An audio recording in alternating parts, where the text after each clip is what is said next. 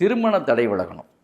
இந்த திருமண தடை விலக தன்னுடைய தாய் தகப்பனுடைய பரிபூர்ண ஆசீர்வாதத்தோடு அவர்கள்ட்ட விழுந்து வணங்கிட்டு அழகாக ஸ்ரீரங்க ரங்கநாதருக்கு நீங்கள் வெள்ளிக்கிழமையில் ரங்கநாதரை ஸ்ரீரங்கத்துக்கு சென்று ரங்கநாதரை வழிபடணும். ஏன்னு கேட்டால் சுக்கரனுடைய ஸ்தலம் வேறு எதுவுமே இல்லை.